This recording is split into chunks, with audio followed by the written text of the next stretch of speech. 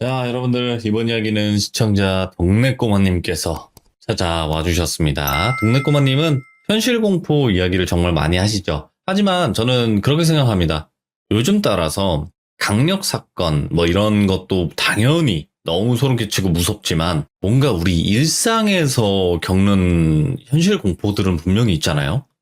엄청나게 강력한 사건이 아니더라도 그 사람 간의 그 심리, 그런 것도 솔직히 공포면 공포라고 우리가 더 와닿을 수 있거든요. 아마 그런 이야기가 될까? 한번 들어보도록 하겠습니다. 안녕하십니까? 안녕하십니까? 잘 지내셨습니까? 아유, 저야 항상 방송하고, 방송하고 밥 먹고 자고. 그렇죠, 뭐. 자, 좋은 오늘. 거죠. 네. 몸은 좀 어떠세요? 전 나이가 아직 어려가지고 금방금방 회복을 합니다. 아, 네, 형님. 네. 자, 오늘 동네꼬마님께서 이렇게 와주셨는데, 오늘 해주실 예, 이야기도 강력 사건은 아니겠죠? 어떨까요? 강력 사건화가 되진 않았어요. 아, 강력 사건인데. 그렇죠. 결과론적으로 보면 강력 사건이 맞는데 네. 사건화를 하지 않은 그런 사건이에요. 일단은, 그거까지만 들어보고 바로 넘어가 보도록 하겠습니다. 자, 바로 갈게요. 렛츠 네. 가! 기리십니다. Let's get it!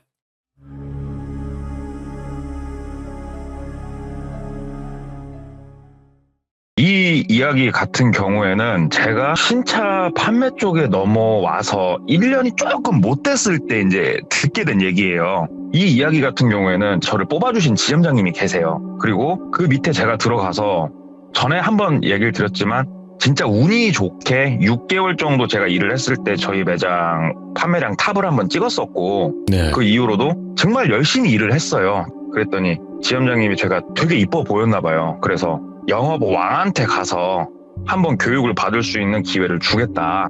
그래서 너무 감사했죠. 그래서 감사합니다 그랬더니 어디 대리점 쪽에 혹시라도 전시차 잡을 거면 거기 매칭되는 곳은 무조건 잡아라. 그래서 그 얘기가 나오고 한 3개월 정도 있다가 제가 잡았거든요. 거기 있는 전시차를. 그래서 저 같은 경우엔 전시차를 팔면 제가 가서 직접 눈으로 확인하고 제가 운전해서 차를 가지고 와요. 그냥 솔직히 인탁송비가 아까워서. 그래서 거기를 아침에 진짜 일찌감치 시외버스를 타고 한번 갈아타고 가야 되는 그런 지역이었어요. 멀었어요. 제가 있는 지역에서.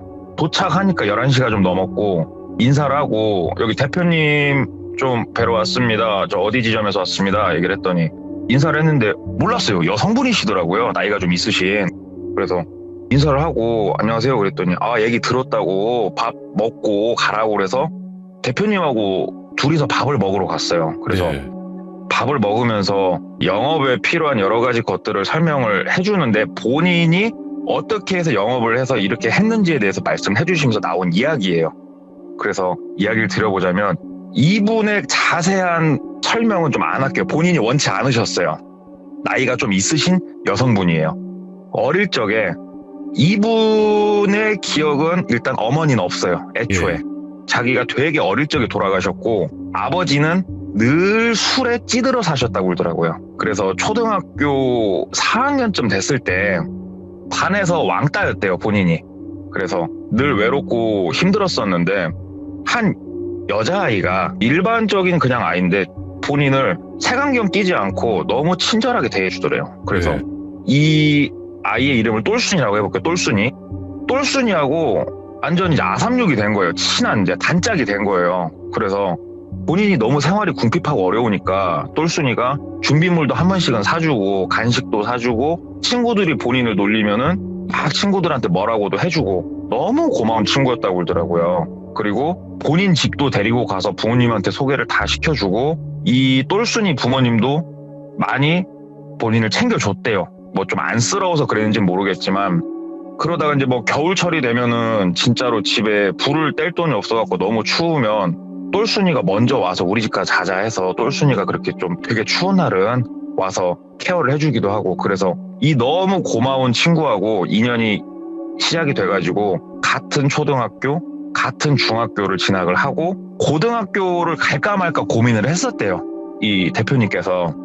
근데 똘순이 부모님이 얘기를 해주셨대요. 고등학교를 진학을 해라. 상고를 진학을 해서 열심히 공부해서 공장 같은 데 취직을 해라. 그럼 먹고 사는 건 지장이 없다. 그러니까 어른으로서 어드바이스를 해준 거예요. 그래서 그 말을 잘 듣고 약간 도움도 주셨대요. 금전적으로도. 네네. 그래서 본인은 상고로 진학을 하고 똘순이는 인문계 쪽으로 진학을 했다고 그러더라고요. 그래서 학교가 이제 찢어지고 공고를 진짜 열심히 다니는데 고등학교 2학년 때 아버지도 돌아가시고 이제 세상에 홀로 남았죠. 그래도 똘순이 부모님이 많이 도와주셔가지고 고등학교까지 잘 마쳤대요. 그리고 굉장히 우수한 성적으로. 그래서 상고를 마치고 공장 쪽으로 취직을 나갔대요. 연계가 된 곳으로 딱 갔는데 기숙사가 딸린 공장이었대요. 그래서 숙식을 제공해 주는데 거기에 가가지고 첫날 다 같이 방을 쓰잖아요. 그때 추웠대요. 겨울이었대요. 딱 누웠는데 방이 따뜻한데 막 눈물이 나더래요. 눈치 안 보고 따뜻한 방에서 잘 수 있는 게 너무 행복했대요. 진짜로. 그래서 그 공장 거기 기숙사에서 눈물로 첫날 밤을 지새고 일을 하는데 딱 이렇게 일을 했대요. 죽지 않을 만큼 일을 했대요. 그냥 오. 잠도 딱 안 죽을 만큼만 잤고 일도 딱 안 죽을 만큼만 일을 했대요.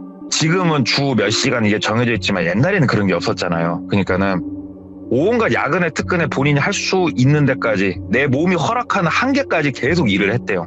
돈을 모으고 싶어가지고. 그래서 바깥에 어디 나가지도 않아요. 열심히 일을 하다가 3개월, 그러니까 분기에 한 번 정도 똘순이를 만났다고 하더라고요. 그래서 똘순이 한 번 만나면은 그나마 이제 얘기도 좀 하고 좀 서러운 얘기도 하고 똘순이는 또 자기 얘기 들어주면서 공감해주고 또 다시 일을 하고 이 쳇바퀴 도는 이 삶을 한 3년을 했다고 그러더라고요. 3년 정도 하고 하루는 또 똘순이를 만나서 이제 얘기를 하는데 소변이 마려워서 화장실에 갔다가 손을 씻는데 거울에 자기 모습이 비치더래요. 근데 되게 처량했대요. 보는데 왜 그러냐면 내가 보고 있는 똘순이는 화장도 하고 이쁜 옷을 입고 옆에 책도 끼고 다니고 본인이 생각하는 너무 멋진 대학생의 모습인데 거울에 비친 자신의 모습은 화장도 안 했고 얼굴은 칙칙하고 손도 칙칙한 그런 모습이더래요. 본인이. 네. 그걸 보는데 좀 많이 서럽긴 서럽더래요. 그걸 보는데 왜 그러냐면 이 대표님 같은 경우에는 공장에 일하면서 그때까지 단 한 번도 화장품, 로션 포함해서 어느 것도 사본 적이 없대요. 돈이 아까워서. 그걸 보면서 내가 진짜로 더 악하게 일을 해서 꼭 나는 성공할 거야. 이런 마음을 매일매일 곱씹었대요. 그렇게 일을 쭉 하는데 하루는 천장이 사람 머리 위에 있잖아요. 천장이 갑자기 본인 앞으로 딱 오더래요. 그러니까는 일을 하다가 뒤로 넘어간 거예요, 사람이. 그러니까 내 체력의 한계를 넘어서 버린 거예요. 그래서 갑자기 천장이 눈앞으로 펼쳐지더니 기억이 딱 끊어지고 눈을 떴을 때는 병원이더래요. 그래서 눈을 뜨자마자 간호사를 막 불렀대요. 이거 링거랑 꽂혀 있었는데 링거랑 왜 꽂았냐고. 나 돈 없다고. 마음대로 이런 게 막 치료하고 그냐고. 나 돈 못 낸다고. 일어나자마자 한 소리가 그거였대요. 그랬더니 간호사분께서 회사 직원분께서 계산할 건 다 계산하셨고 푹 쉬시고 나가시라고 과로라고 영양도 조금 부족하다 막 얘기를 했다고 그러더라고요. 그래서 거기서 일단은 돈 안 내도 된다고 하니까 네. 몇 시간 정도 더 쉬었대요. 더 쉬고 버스를 타고 다시 공장으로 가는데 정말 많은 생각이 들더래요. 예. 내가 이렇게 죽을 똥살똥 일을 해서 진짜 죽으면 개죽음이지 않은가 막 이런 생각이 그때서야 들더래요. 그러면서 공장에 도착해가지고 기숙사 쪽으로 걸어가는데 공장 지키는 경비 아저씨들 있잖아요. 경비 아저씨가 부장님이 내일 아침에 오라고 했다고 말 전하라고 했다고 얘기를 하더래요. 그래서 알았다고 울고 그날은 쉬고 다음날 부장님한테 갔대요. 아침에 일찍 부르셨어요. 그랬더니 부장님이 어저께 어떻게 병원은 잘 나왔고 몸조리는 잘했냐. 그래서 덕분에 챙겨주신 덕분에 몸조리 잘했습니다. 그랬더니 정말 내가 궁금해서 그러는데 내가 여기 오는 수많은 그 직원들을 통틀어서 너같이 일하는 애는 내가 못 봤다. 도대체 무슨 사연이 있어서 그렇게 일을 하는 거냐. 그래서 어느 정도는 본인 살아왔던 얘기를 했대요. 저는 이래서 돈이 필요합니다. 그래서 좀 열심히 일을 해야 됩니다. 그랬더니 그래서 너 죽으면 어떻게 할 건데 돈 그거보다 건강이 중요한 거다 하면서 진짜 자기를 많이 걱정을 해주시더래요. 그래서 너무 감사합니다. 그랬더니 앞으로 3일은 더 일하러 나오지 말아라. 네. 말씀하시더래요. 내가 다 얘기해놨으니까 너 어차피 가서 일하려고 해도 너 안 넣어준다. 일하지 마라. 쉬어라. 기숙사에 쉬고 그 돈을 조금 주시더래요. 먹고 싶은 거 사 먹어라. 그 말씀을 주셔가지고 강제로 또 3일 쉬었다고 그러더라고요. 쉬면서 정말 많은 생각을 했대요. 그래, 이렇게 일을 해서 뭐하냐. 내가 좀 쉬엄쉬엄 하자. 그래서 그다음부터는 그냥 넘들 하듯이 일을 했대요. 그냥 그 정도만.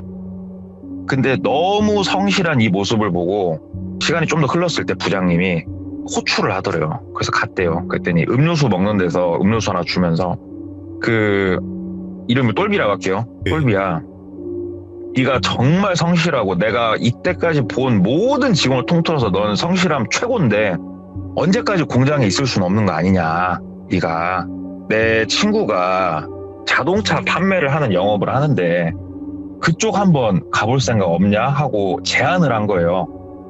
알아봤더니 이 부장님 친구분이 그 신차 판매하는 쪽에 쉬운 얘기로 대표인 거예요.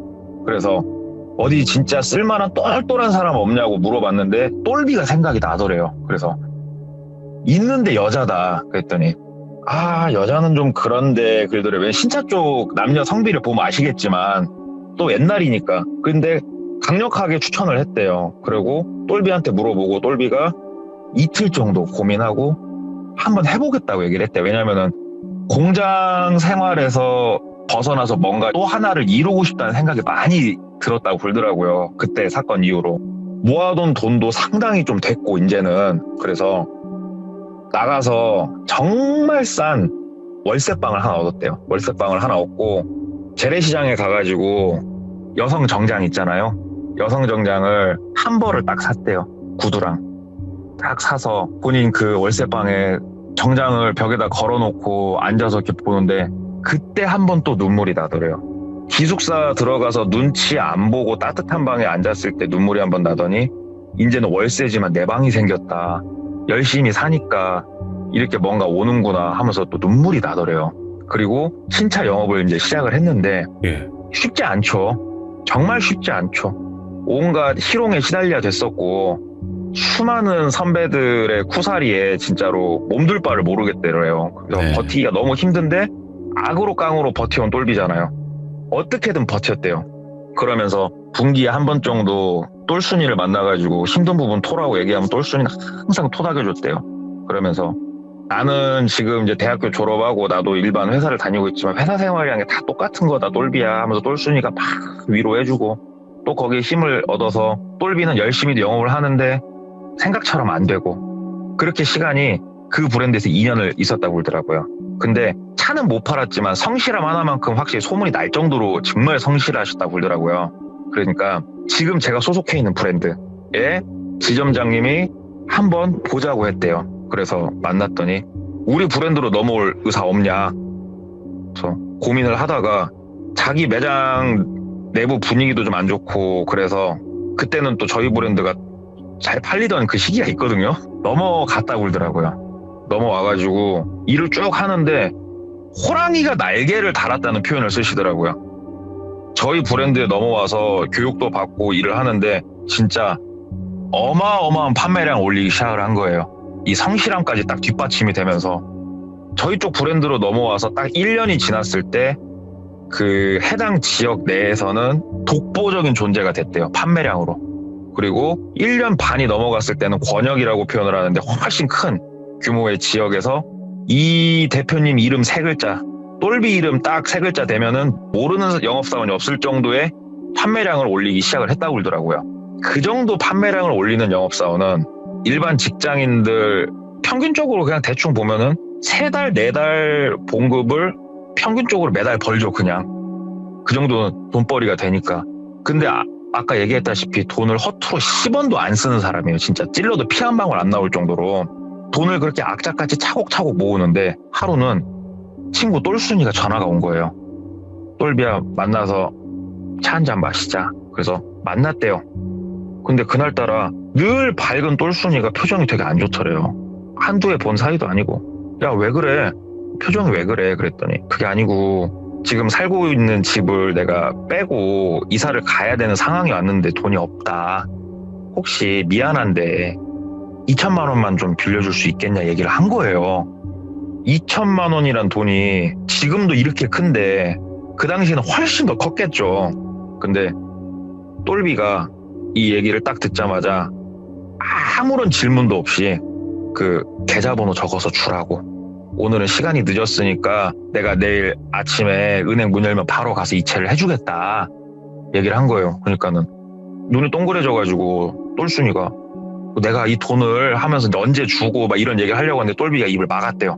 그런 말 하지 말라고. 그냥 네가 앞으로 10년 뒤가 됐건 20년 뒤가 됐건 네가 되게 편해졌을 때 그때 줘. 안 줘도 돼.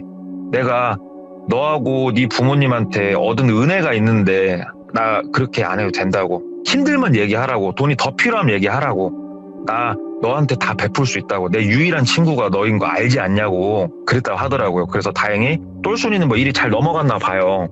그리고 똘비가 차를 팔면서 자기를 끝없이 구애를 한 남자가 한 명 있었어요. 썬팅샵 사장이. 오호. 그쪽 사장이 끝없이 구애를 한 사장이 있는데 본인도 처음에는 별로였는데 나중에는 마음이 당겨지더래요. 그래서 처음으로 연애라는 걸 했고 연애가 한두 해 지나가고 결혼도 얘기가 나올 정도로 관계가 이어졌다고 하더라고요.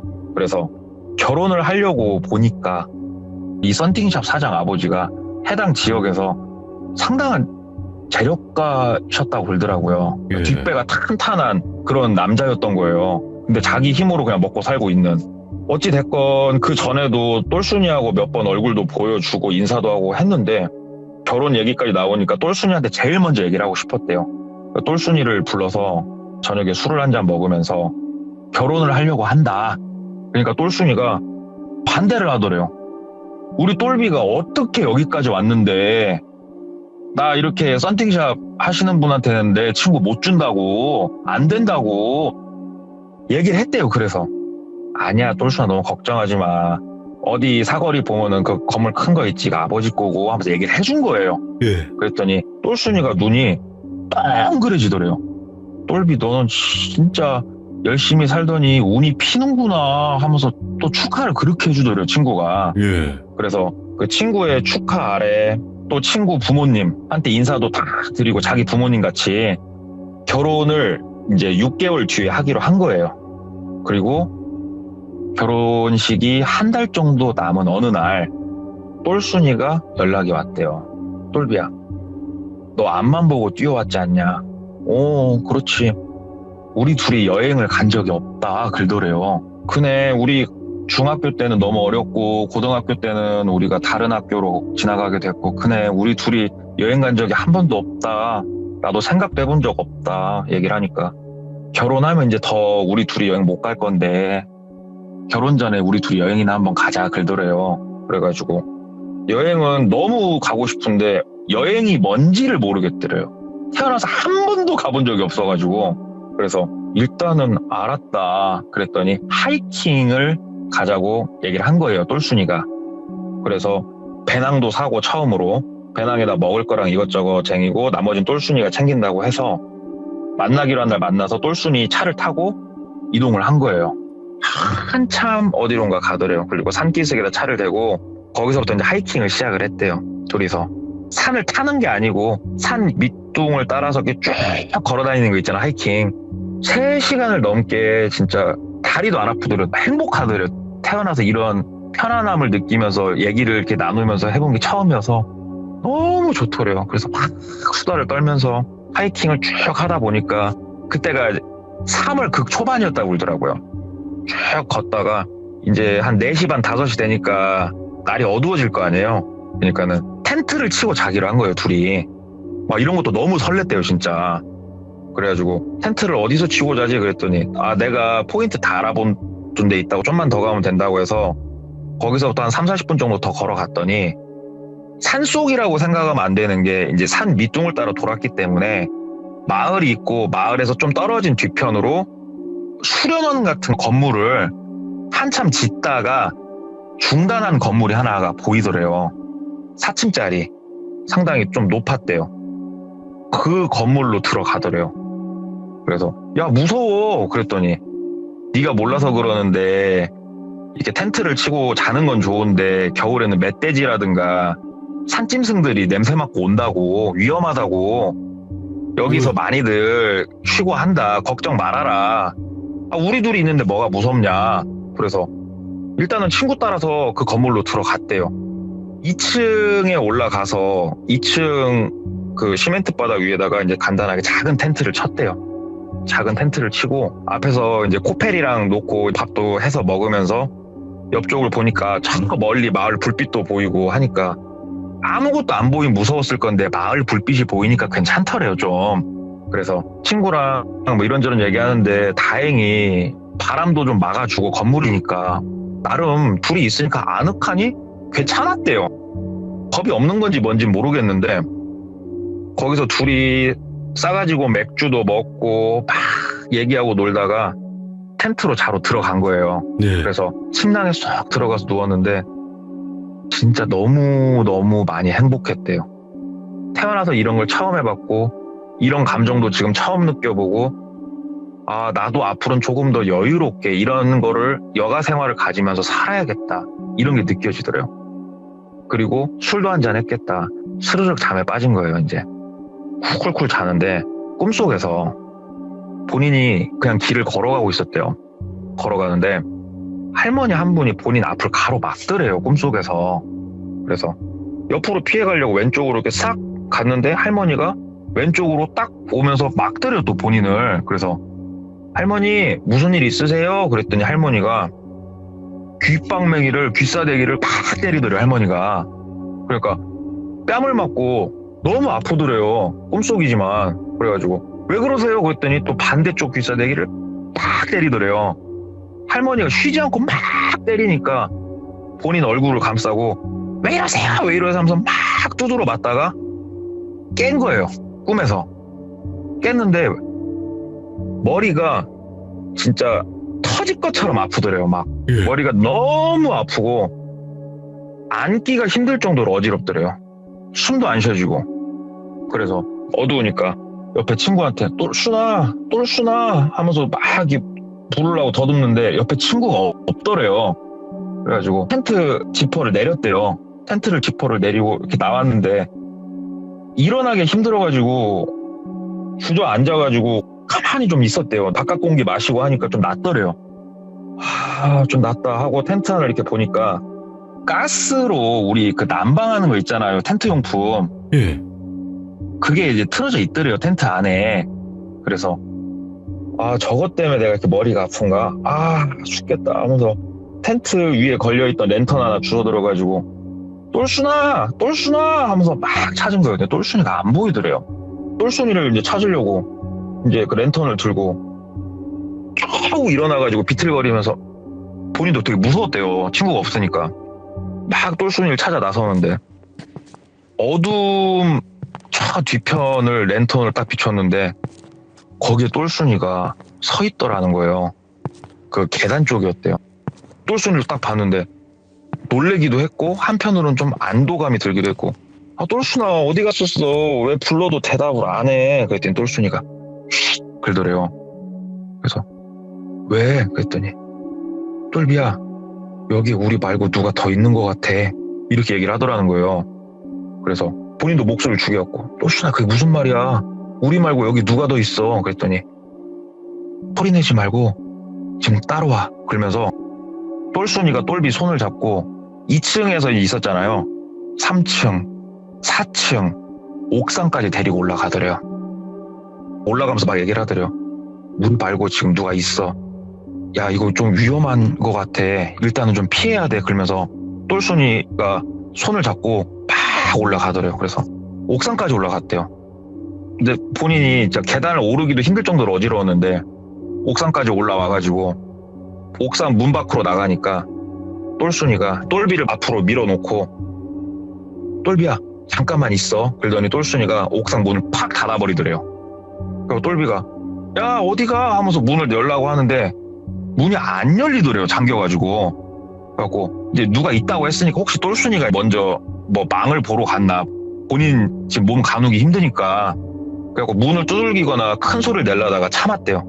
참고 그래 잠깐만 그럼 기다려보자 하고 기다리는데 핸드폰이고 뭐고 지금 텐트에 다 있는 거거든요. 본인은 지금 아무것도 없어요. 본인 느낌상 30분은 좋게 있었던 것 같은데 아무런 인기척이 없더래요. 그때부터는 이제 본인도 너무 춥고 이러니까 막 두들겼대요. 똘순아! 똘순아! 하면서 막 문을 두들겼대요. 그랬더니 아무런 인기척이 없더래요. 그래가지고 이제 바깥에 보려고 막 보는데 어두워서 잘 안 보이는데 사람 인기척도 안 보이고 막 허공에다 소리를 지른 거예요. 똘순아! 문 열어줘! 똘순아! 하고 막 소리를 질렀대요. 그랬더니 그 누구 하나 이제 뭐 오는 사람이 없더래요. 그래가지고 너무 추워가지고 그 모퉁이 한쪽에 웅크리고 앉아가지고 덜덜덜덜 떨고 있었대요. 잠들면 죽을 것 같다는 그 생각이 들 정도로 추웠대요. 해가 뜨더래요. 얼마나 있었나. 반갑더래요. 해를 보니까 진짜. 그래가지고 그때서 이제 옥상 상황 그 다음에 바깥 상황을 보는데 이 건물 주변으로 아무것도 없더래요. 그 마을 쪽으로 나져 있는 길만 하나 나 있고 마을은 생각보다 멀리 있어서 목소리가 들리진 않을 것 같고 또 다시 힘을 내서 불렀대요. 똘순아 똘순아 하고. 왜냐면 이때까지만 해도 똘순이가 나쁜 사람들한테 잘못된 줄 알고 있었대요. 그래가지고 똘순아 똘순아 부르는데 대답이 없으니까 이걸 어떻게 해야 되나 문을 부셔서라 내보려고 하는데 안 되더래요. 옆에 막 벽돌이라도 있으면 어떻게 내리찍고 해볼 텐데 그런 것도 없었대요. 그래가지고 이대로 있으면은 얼어 죽을 것 같은데. 그리고 해가 중천을 이제 넘어섰대요. 배도 너무 고프고 이제는 추위 때문에 오늘 밤이 한 번 더 닥치면 나는 죽겠구나 이 느낌이 확 들더래요. 그래가지고 이걸 어떻게든 여기서 나가야겠는데 지금 여기 5층 높이인데 여기서 내가 뛰어내리면 죽을 거다 100%. 주변을 막 보는데 그 왜 우리 건설 현장에서 쓰는 직물로 만들어진 위에 뭐 이렇게 덮는 거 있어요. 이불처럼. 그게 롤로 이렇게 말려 있거든요. 그 롤이 옆에 을씨년스럽게 던져져 있는 걸 본 거예요. 그래가지고 답은 하나다. 일단은 나갈 수 있는 방법을 만들어 놓고 똘순이를 최대한 기다려보자. 그리고 해가 떨어지기 전까지 똘순이가 안 오면 목숨 걸고 나가는 수밖에 없다. 이 생각이 이제 팍 들었대요. 오늘 밤은 내가 못 넘긴다. 이 밤이 찾아오면. 그래가지고 거기 있는 천 뜯어가지고 혼자서 막 엮었대요. 천을 엮어가지고 바로 밑에 층까지만 본인이 어떻게든 이 줄 타고 내려가면 살겠다는 생각이 들더래요. 왜냐면 샤시 같은 게 아무것도 안 돼 있으니까. 근데 이 줄이 과연 본인 몸무게를 버텨줄지 어쩔지 모르겠는데 얼어 죽나 떨어져 죽나 매한가지니까 이거를 이렇게 작업을 해가지고 기다렸는데 끝끝내 똘순이는 안 나타났다고 그러더라고요. 그래서 뉘엿뉘엿 해가 넘어가려고 할 때 그 옆에 기둥 같은 데다가 이제 묶고 밑에다가 던져놓고 줄을 잡고 내려간 거예요. 줄을 잡고 내려가는데 줄이 그래도 잘 버텨줬대요. 그 직물이. 그래서 4층 난간으로 들어온 거예요. 건물로. 딱 내려와가지고 목소리가 안 나올 정도로 긴장을 했었어가지고 어떻게든 이제 빨리 벗어나야겠다 싶어가지고 내려오자마자 다시 일어나가지고 계단으로 이제 막 내려갔대요. 막 내려가는데 2층을 지나는데 텐트가 그대로 쳐져 있더래요. 그래서 진짜 똘순이 나쁜 사람들한테 잘못됐구나. 그럼 핸드폰 혹시 있나 해갖고 텐트로 가가지고 텐트를 딱 걷는데 그 안에서 똘순이가 침낭에 들어가가지고 자고 있더래요. 그래서 이게 뭔 일인가 싶더래요. 그래가지고 똘순이를 흔들었대요. 똘순아 괜찮아? 그랬더니 똘순이가 눈을 이렇게 뜨더래요. 그러더니 본인을 보더니 못 볼 걸 본 표정이더래요.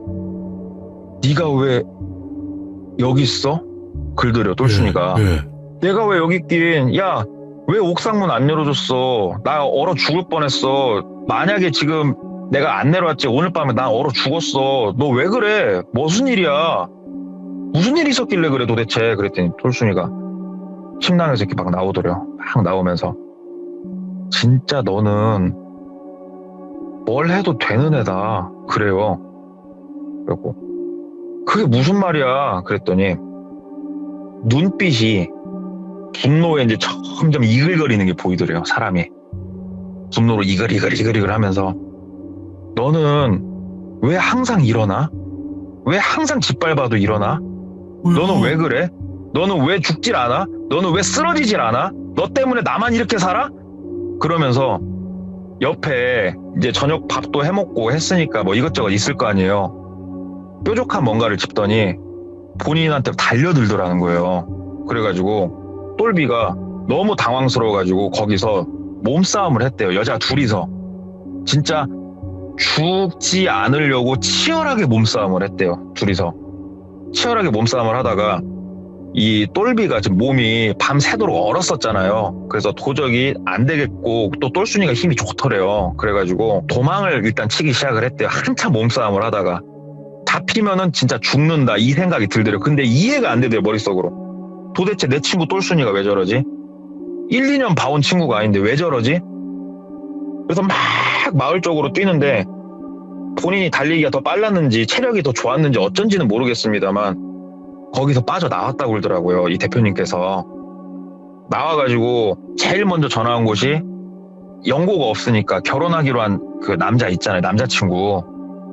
남자친구한테 마을로 가가지고 전화를 했대요. 그래서 나 좀 데리러 오라고 막 울면서 전화를 하니까 남자친구가 이제 데리러 왔대요. 데리러 와가지고 무슨 일이냐고 해서 얘기를 했더니 남자친구가 쉬운 일을 야마가 돌죠. 그래가지고 거기가 어디냐고 그러면서 남자친구가 그쪽으로 막 뛰어가더래요. 그 건물이 멀리서도 보이니까 마을에서.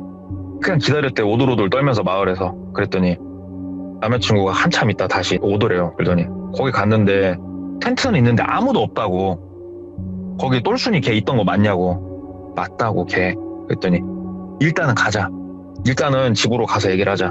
그래가지고 그 남자친구 집으로 갔대요. 그래서 똘순이한테 전화를 시도를 하는데 전화가 연결이 안 되더라는 거예요. 그래서 똘순이 집도 아니까 혼자 자취하던 데 아니까 남자친구가 일단은 혼자 간 거예요. 똘순이 집으로.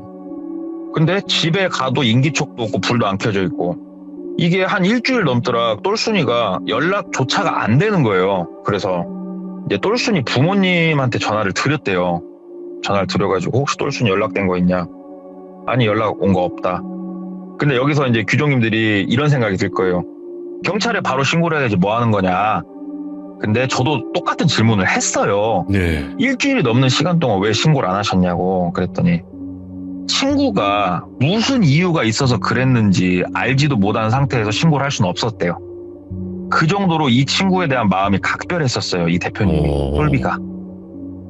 그래서 내가 신고를 하건 뭐라건 일단은 똘순이하고 대면을 하고 좀 얘기를 하고 내가 알아야겠다 싶어가지고 한참을 찾는데 찾을 방법이 없는데 남자친구가 온갖 인맥을 총동원하고 돈까지 용돈까지 줘가면서 어떻게 수소문을 해가지고 찾긴 찾았다고 그러더라고요. 똘순이를 거의 한 달 만에 찾았대요. 그래서 본인은 솔직히 갈 엄두가 안 나고 남자친구가 대신 가서 얘기를 했대요. 무슨 일 때문에 거기 이런 일들이 있었냐 쭉 얘기를 들어보니까 똘순이가 참 어려서부터 본인 옆을 지켜줬잖아요. 힘든 본인을. 왜 지켜준 거였냐면은 똘비를 보면서 힘을 얻었대요. 저렇게 사는 애들도 있구나. 나는 행복하구나를 똘비를 통해서 봐왔대요. 그래서 본인은 대학교 생활을 하고 있을 때 공장에서 일하는 똘비를 분기마다 보면서 항상 행복감과 안도감과 위로를 느끼고 쭉 산 거예요. 똘순이는. 내색은 하지 않았죠. 늘 옆에서 화이팅 화이팅 외쳐줬죠. 근데 어느 날부턴가 똘비가 본인보다 돈이 많더래요. 2천만 원도 그냥 얘기해봤던 거래요. 근데 진짜 있을지 몰랐대요. 그리고 똘비가 중간에 아파트도 한 채 샀거든요. 똘순이가 똘비가 아파트를 사는 걸 보고 그 현금으로 아파트를 사는 걸 보고 눈이 또 한번 뒤집힌 거예요. 쟤가 저렇게 살면 안 되는데 쟤가 나보다 잘 살면 안 되는데 그때부터 속이 이글이글 타기 시작했다고 그러더라고요. 예. 그리고 어디서 제일 피크를 쳤냐? 남자친구 집이 잘 산다는 얘기를 듣고 저 아이가 나보다 훨씬 윤택한 삶을 살게 된 걸 보고 난 이후로 생각을 했대요. 내가 가질 행복을 쟤가 가져갔구나. 이렇게 생각이 들기 시작했다고 그러더라고요. 그래서 계획을 한 거였더라고요. 본인이 뭔가로 해야면은 본인도 잡힐 거 아닙니까? 그래서 여행을 가자고 해서 원래는 질식사를 시키려고 했었더만요. 그래서 술도 먹이고 술에다가 수면제까지 탔었다고 그러더라고요. 예. 수면제까지 탔는데 본인 생각으로 깨어날 거라고는 상상도 못 했었대요. 근데 막상 텐트 안에 넣어놓고 옆에다 가스 난로 켜놓고 그래도 오랫동안 봐오던 사람이 죽어가는 모습을 바로 옆에 있기가 무섭더래요. 그래서 멀찌감치 떨어져가지고 기다리고 있었던 거였더라고요. 근데 말도 안 되게 일어나서 텐트를 걷고 나오는데 자기도 머릿속이 하얘졌었대요. 그리고 본인한테 왔는데 그때 문득 그런 생각이 들었대요. 질식해서 죽거나 얼어서 죽거나, 얼어서 죽으면 다시 텐트에 넣어놓고 질식해 죽었다고 하면은 아무도 모를 거 아니에요. 아, 근데 그래서 그거는 부검하면 나올 텐데. 그땐 그렇게 생각을 했대요, 이분이. 그러니까 내가 뭔가로 뾰족한 걸로 해야면 싸웠다, 내가 얘를 뭘 잘못되게 만들었다 했을 때 자기가 잡힐 거라 생각을 했는데, 원래 계획은 뭐였냐면 텐트에서 둘이 자다가 친구는 일산화탄소 질식으로 잘못되고 본인도 죽을 뻔했다 살아났다 이렇게 하려고 했었던 거더만요, 이 똘순이가. 근데 똘비가 그 안에서 나오니까 차라리 그럼 올라가서 얼어 죽게 만들자 그거였더만요. 그래서 손을 붙잡고 옥상까지 올라가가지고 일부러 가두고 네. 그 계산이었대요. 위에다가 넣어놓고 이틀 3일 정도면은 옷이 그렇게 두껍지 않았대요. 그때 입고 있었던 옷이. 올라가서 혹시라도 잘못돼 있으면 다시 텐트에다 놓고 내가 생각한 대로 그렇게 한번 가보자, 이 계산으로 그 텐트에서 기다리고 있었던 거예요, 똘순이가. 예. 근데 똘비가 거짓말처럼 또 자기 눈앞에 나타나니까 그때는 본인도 어떻게 할 수가 없었대요. 이 얘기를 남자친구한테 다 했대요. 가감 없이 전부 다 하면서 막 얘기를 하더래요. 똘비가 내 행복을 다 가져갔다고. 똘비 때문에 내가 가져야 될 모든 행복이 무너졌다.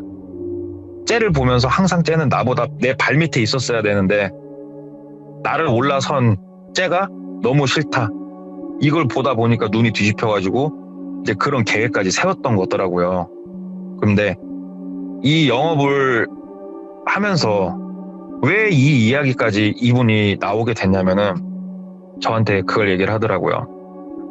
영업을 너는 얼마나 오래 할 생각이냐요, 저한테. 그래서 아직까진 재밌습니다. 오래 한번 해보고 싶습니다. 그랬더니 이런 얘기를 쭉 들려주셨어요. 쭉 들려주면서 사람이라는 게 아무리 내가 오랫동안 바로 옆에서 정말 최고의 나의 최고의 친구라고 생각했던 사람도 마음속에선 이런 생각을 갖고 있는 게 사람이다. 사람이란 건 알 수가 없다. 이런 사람들을 넌 항상 만나야 되고 만나다 보면 사람이 역겹게 느껴지는 순간이 오는데 그런 것들로 다 극복을 하고 네가 처음처럼 계속 할 수 있다면 영업을 해라 하면서 이런 가르침을 주면서 저한테 이 얘기를 해주셨거든요. 그러니까 여러 가지 것들을 느낄 만한 그 얘기였었어 가지고 이게 막 진짜 뭐 쫓아오고 막 한참 어디를 도망가고 이런 얘기는 아니지만 소름 돋게 친구가 이런 생각을 갖고 내 옆에 있었고 또 그런 짓을 했고 좀 그런 거여가지고 한번 얘기를 가져와 봤어요. 진짜로 솔직히 이 이야기는요, 시들무에서 공감을 못할 사람이 없다고 생각할 정도예요. 사람 상대하다 보면 진짜 많이 느껴요. 정말 많이. 이거는 당장 내일도 우리 시청자분들은 이런 일들을 겪어야 될 수도 있는 거예요. 그러니까 사실 우리 시들무에서 귀신 얘기 아니면 범죄 이야기잖아요. 아니면 뭐 미스테리한 이야기라던가. 근데 일상에서 우리가 겪을 수 있는 이야기 중에서는 이런 것도 분명히 공포스럽다고 저는 생각을 하거든요. 오늘도 한 번 더 경각심을 또 줄 수 있는 이야기를 들려주셔서 감사드립니다, 동네꼬마님. 아유, 감사합니다, 돌빈님. 네, 너무 현실적이라서 뼈 아팠어. 뼈가 아프더라고요. 네, 감사합니다. 네, 들어가십시오. 네. 이번 사연은 그냥 뼈 때리는 사연이에요, 여러분들. 지금 듣고 계신 분들 중에서도 배 아파. 저 사람 잘 되는 꼴을 보니까 배가 아파. 혹은 나보다 아래였는데 위로 치고 올라오니까 너무 화가 나고 배 아프고 질투 나고 미쳐버리겠네. 근데 질투가 나는데 어떻게 내가 할 수는 없고, 그런 분들도 분명히 계실 거라 생각합니다. 왜냐면 사람이 가장 쉽게 느낄 수 있는 감정 중에 하나가 질투라는 거를 여러분들도 알고 계셔야 돼요. 우리가 분노도 그렇고 뭔가 슬픔도 그렇고 그 중에서 질투도 정말 빼놓을 수 없는 감정 중에 하나입니다. 그렇다 보니까 이런 일들도 있다라는 걸 여러분들도 알고 계시면 좋을 것 같습니다. 감사합니다. 고맙습니다.